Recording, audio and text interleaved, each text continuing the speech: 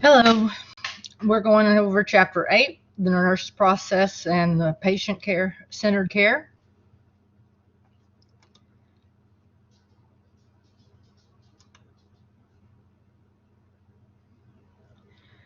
Now, with the nursing processes, you want to know that the big thing is safety education for nurses.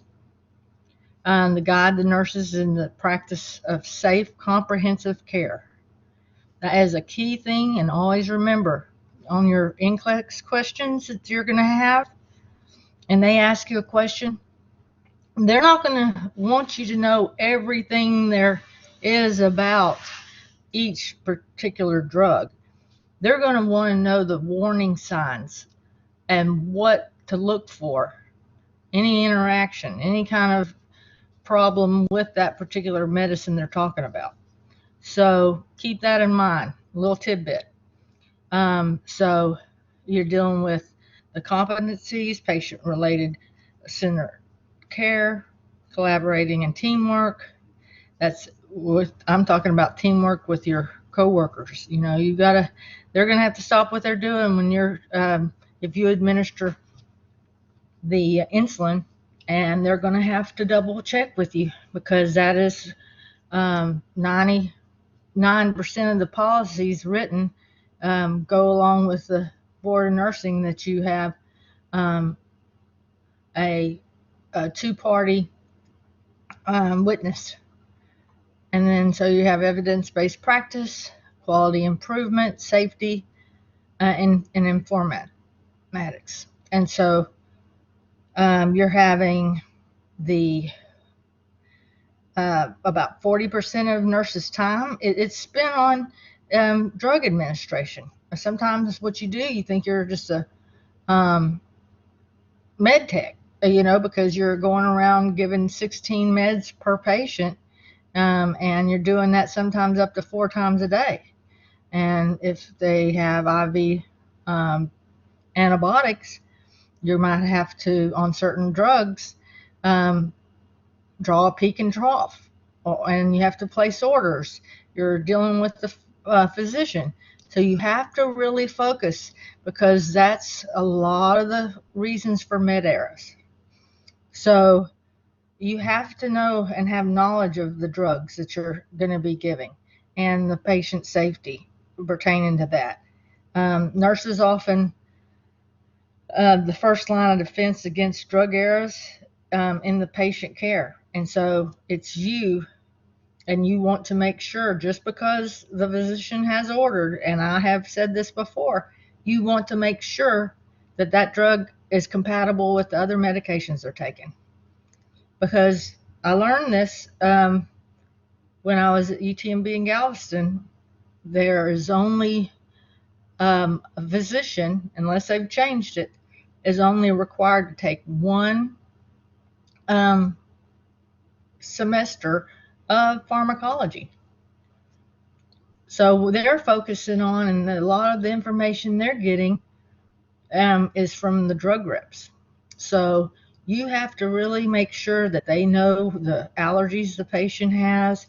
Anytime that doctor has come in and out and given put orders in the computer, you have to, in a timely manner, go and check it up against the allergies, against the other drugs, even though you might have 7 more patients and you're getting a new admit.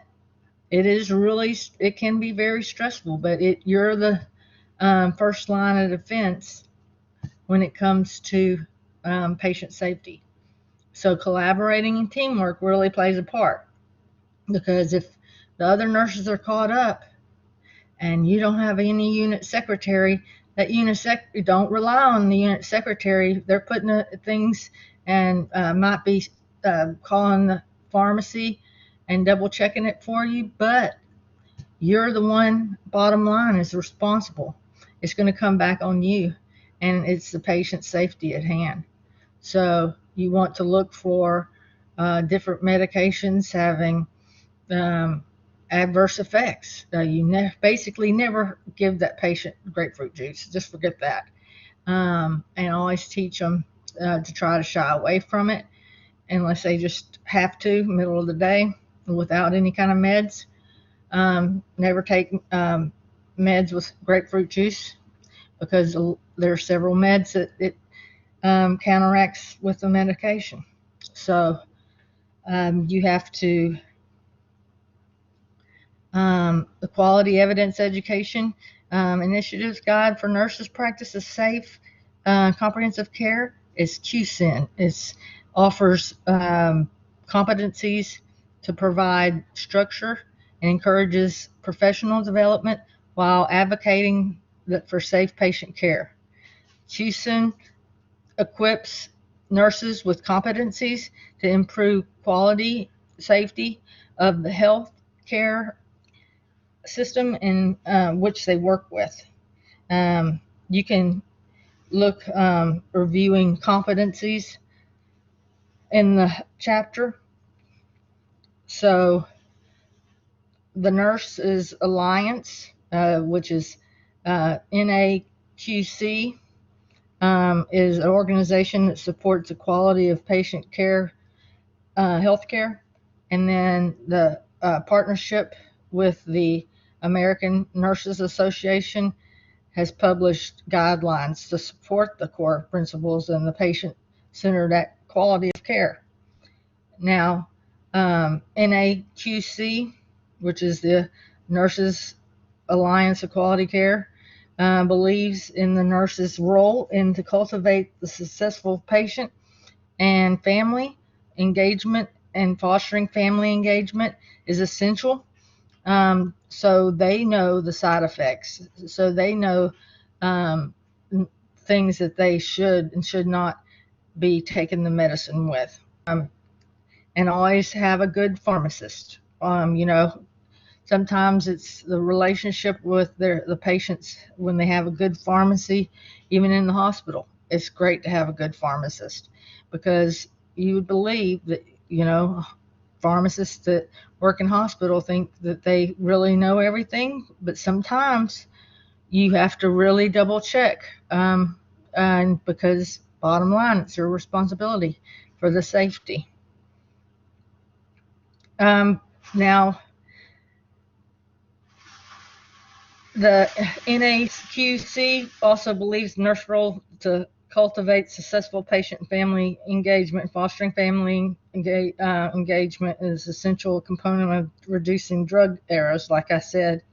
But the nurse serves as an advocate, and it supports the patient's right to have informed,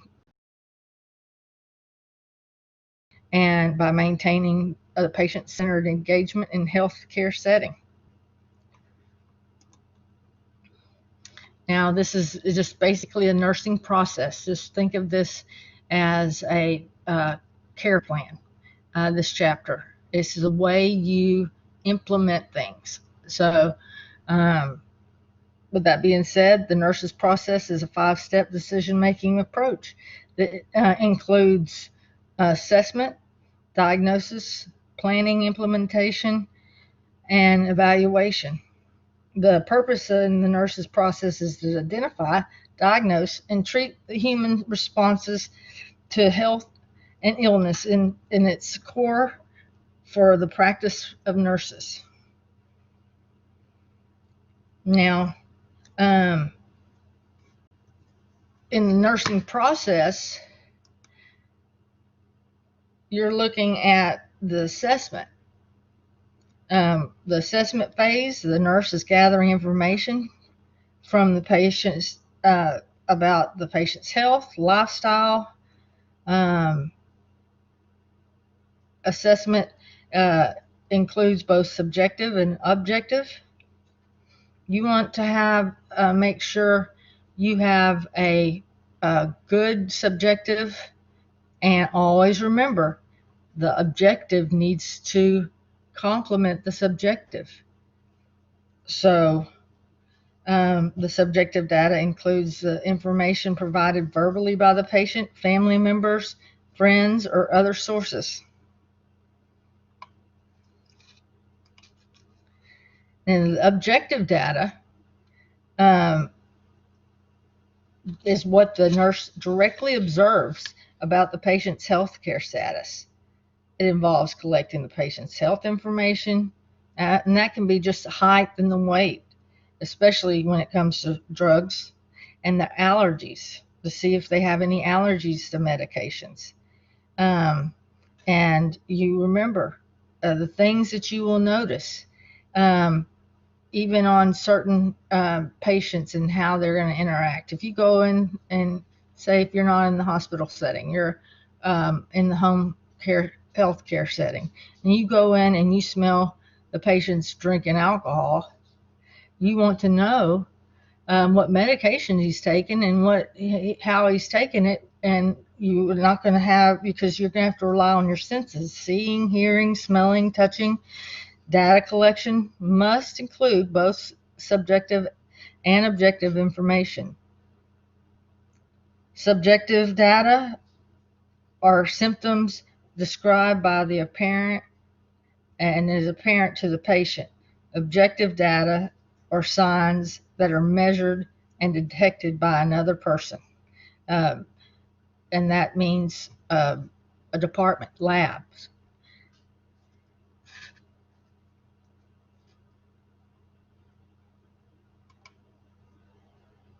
Now, the nursing diagnosis here is made based on the analysis of the assessment data, and it determines the type of care the patient will receive.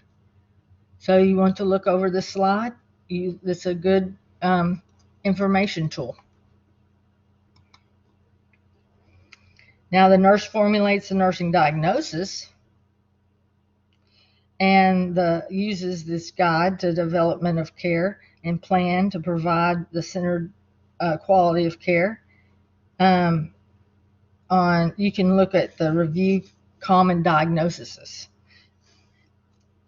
Now, during the planning phase, the patient's going to use the data collected to set goals.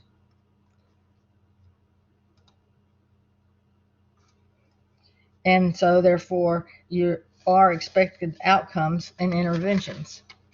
Goals are expected outcomes to address the problems in the patient's nursing diagnosis. So they all relate back to the nursing diagnosis. You don't want to have something just off the wall when you're talking about one specific thing. You have to keep your goals oriented towards the patient's diagnosis. They're patient-centered. They describe the specific activity and include a time frame for the achievement and reevaluation. And so you want to make a reasonable time frame, depending on what health setting you're in. If you're in the hospital, you have to do it within the 2 days you're going to be there, or the facility. You need to do it for the 2 days you're going to be in there, and in a measurable sense. And then the long-term goal, that's when you can state will, like education, things like that, for a long-term goal that you may not be able to see, but it actually can be measured, within reason. Now, planning right here, you want to include the development of the nursing interventions used to assist the patient in meeting goals. Say, for instance, you have a goal and is setting characteristics on page, in the chapter. You want to make sure that you are reviewing those in a timely manner.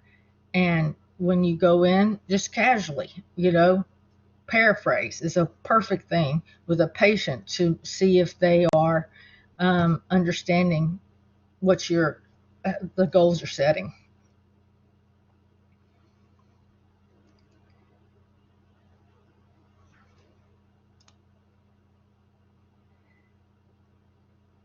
The implementation phase is a part of the nursing process in which the nurses provides education, drug administration, patient care, and other interventions necessary to assist the patient in accomplishing the established goals put into place.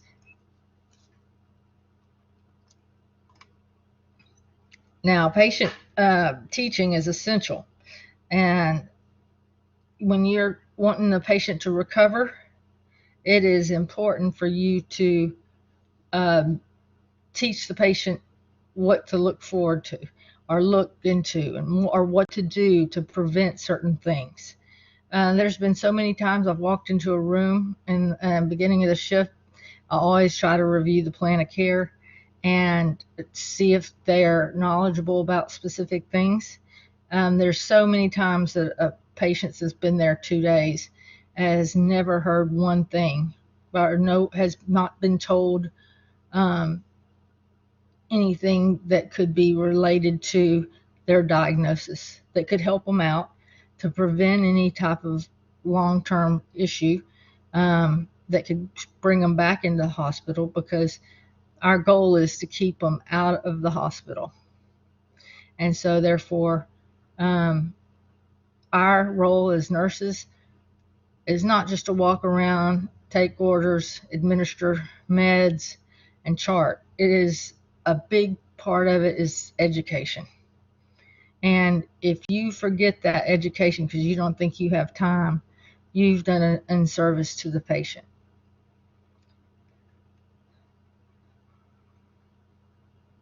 So we have to make sure the patient, it has to be addressed or assessed to see the readiness or see any kind of barriers to learning. Maybe we have to know when we go in the room, is that patient educated? Does a patient speak English? Do we need an interpreter? Do we have to speak in a more of a lower level, just a down to earth, level that they can understand? Don't try to go in there and prove you know so much by using huge words that they don't understand. Our goal is to teach the patient, not to prove that we're, know everything. And so we want to teach the patient on their level. So therefore, we have to assess what level we're dealing with. And so also the cultural issues. There are some things that we want to educate that we may want to educate without the husband being there or the wife being there. Just different things that their culture may prevent the man, which is sometimes plays that dominant role that controls everything, will totally make sure that they're not doing. So, or just keep that in mind. And so we're going to talk about we're having to tailor the patient education level to the and what the patient trusts. If the patient trusts you, they're going to learn and not put the wall or barrier up, and so learning can begin. So don't stay out there on your, many nurses get in this habit. They get everything done. They think their meds are finished. They will wait for the patient to call on them before they go back in the room. And the patient might not say anything, but you need to be going in within every 2 hours at the least and checking on the patient, checking just to ask if they have any questions. Always assess pain management, any type of symptoms, any changes in life of a Foley, any changes in color in their urine. Always keep up with that, because there's no need to have a nurse sitting in the nurse's station on their phone, on their cell phone, that you'll see when we're out in the field. There's no call for it. It's very unprofessional, and the patients notice that.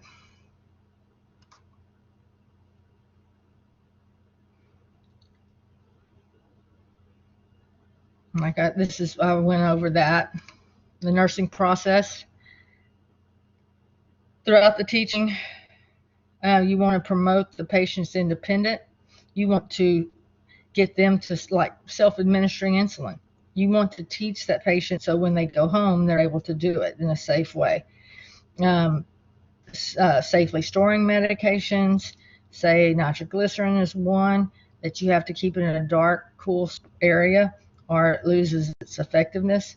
The ordering of the drug regimen, always keep in mind the patient's goals and outcomes when teaching, and just let them paraphrase it back to you, what you've taught the next time you go in the room, and say, well, what did I talk to you about with the medication the last time I was in? I want this new medication. I want you to understand, especially if it was something like Lovenox or something they're going to be administering at home that could be have a lot of side effects. Like, they have to know the general information, the side effects, self-administration, diet, cultural considerations. And when I say diet, food, some medications have to be taken with food. Some medications have to be taken on an empty stomach. So they need to consider that, because it makes, especially, say, iron. So many people take it with their food. I see it all the time, and where the patient is doing that. And I tell them, you have to do it on an empty stomach. You might want to do it in between, not first thing in the morning, but in between breakfast and lunch. But you need to take it with a citrus, like orange juice, because it's absorbed properly that way. It won't absorb properly on a full stomach. And so you see a lot of people walking around anemic because they're not taking their iron properly, and it's just constipating them for no reason. So now in the evaluation phase, the nurse's process determines whether the goals and the teaching objectives have been met.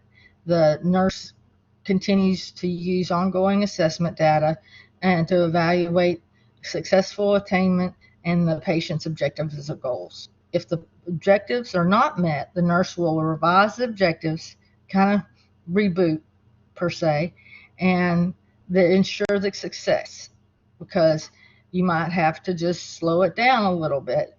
But hopefully, ultimate goal is to reach that goal before their care is discharged.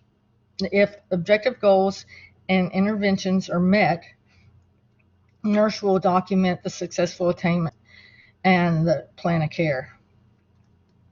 And I want to know, let's say, when you're educating, you also want to educate them about community resources and things that they can utilize, and help be a liaison for that. Now,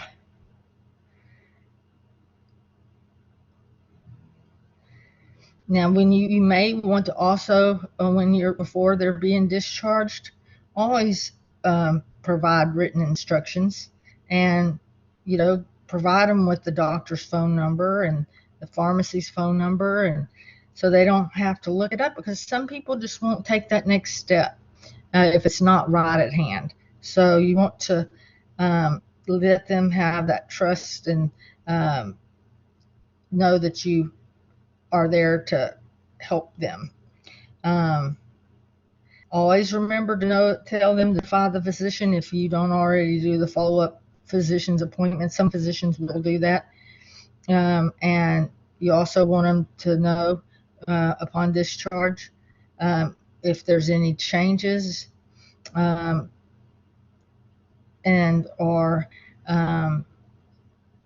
if there's any type of changes in their lifestyle. Say if they become pregnant, There's certain meds that cannot be taken during pregnancy. Then different self-administration, and when they can assess themselves if they start having issues with movement, their dexterity, they get confused, to go ahead and call the physician or call the pharmacist and make sure that's normal. Foods like to include and to avoid. Patients return with a demonstration. That means just have them paraphrase it back to you to ensure that they understand. If they nod their head, especially in a language barrier,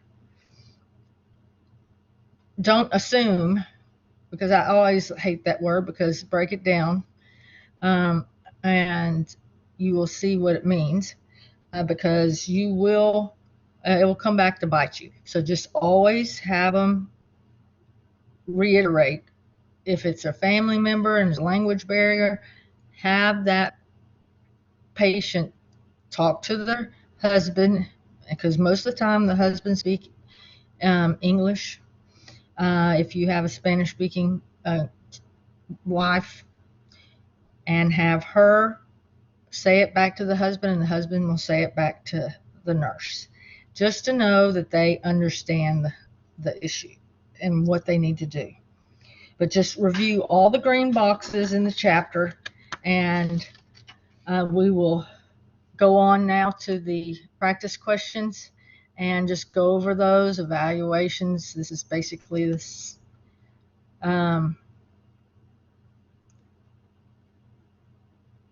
Let's see, which is a correctly written goal by a nurse.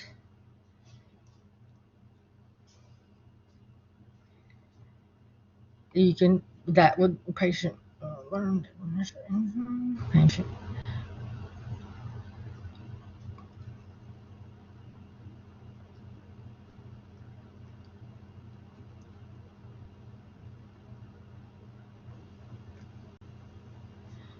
All of these can be a correctly written goal. So, and here on question 2, which information will a nurse include in the patient teaching? And then you select all. Cost of drugs, like I talked to you about investigating, and always utilize that website. Administer technique, instructions regarding drug discontinuation. Always not when you get to feeling better, don't stop the antibiotics. Always finish the medication as prescribed. Foods to avoid when taking the certain medicine, side effects to report, and to health care provider. All of those need to be known. Let's see, and they're all right. And then we have, what is the first step of the nursing process of working with the patients receiving drug therapy? What is it? You got it.